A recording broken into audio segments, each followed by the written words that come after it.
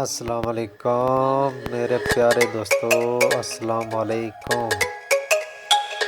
आज जनाब मैं सभी मियानी सीधा दी सैर करा रहे हैं। आज मेरा प्यारा गाँव तक मियानी सीधा